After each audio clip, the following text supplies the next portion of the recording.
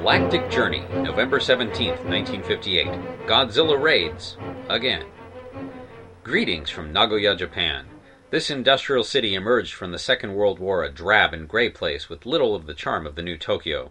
Still, it's not without its attractions. For instance, Nagoya Castle is a national treasure dating back to the warring fiefs period of Japan.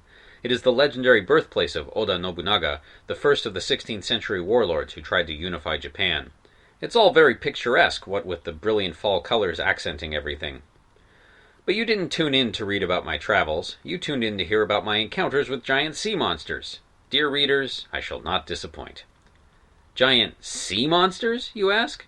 Yes, the use of the plural was deliberate. The Japanese film industry has determined that, if one sea monster is thrilling, then two will be twice as much so, or more.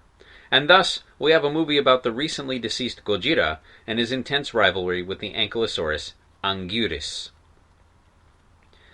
The film's title translates as Godzilla's Counterattack, and I'm not certain whether or not it will reach American shores, though it came out 3 years ago in 1955. It is a decidedly inferior film to the first one, though Shimura Takashi does gamely reprise his role as Dr. Yamane. If you're wondering where you've seen Shimura-san before, he was the lead samurai in the now classic The Seven Samurai.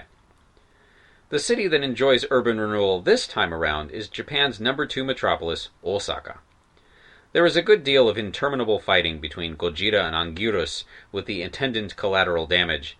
Gojira is ultimately the victor, biting the neck of the ankylosaur and tossing him into the picturesque Osaka castle, or at least an unconvincing model thereof.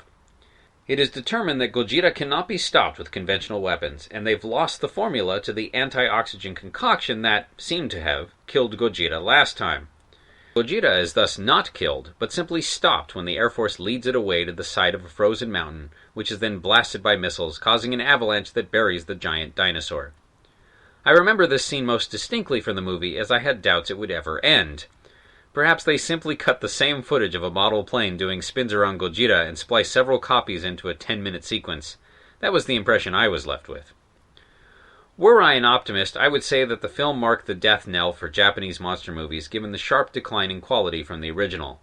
More have come and are coming out, however, including the turgid Rodan and the not-terrible Mysterians. And so, a genre is born. I think the most significant difference between the movies is the attitude toward the atomic bomb. In both movies, it is H-bomb testing in the Pacific that awakens the beasts and mutates them to their improbable sizes and gives them their incredible powers.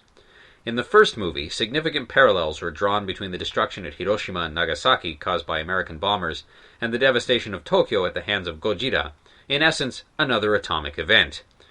Gojira was a cautionary tale. Should we believe ourselves masters of these monstrous forces, we shall become victims of the monster.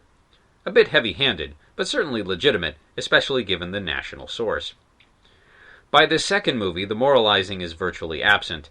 Instead, the atomic bomb is merely a vehicle for creating giant monsters that knock down model cities and eat miniature tanks. The Toei Monster franchise has clearly shifted its demographic target. It is now a series for children, the ones for whom World War II is a now distant memory. That said, I am but a human. My inner child did delight in watching two actors in rubber suits locked in mortal, overcranked combat amidst a miniature cardboard city. If that's all you want from a movie, by all means, find this film when it's translated into your language and enjoy. Just don't expect anything as well made or thoughtful as the original. The original written article, linked stories, and images can be found at galacticjourney.org by Gideon Marcus.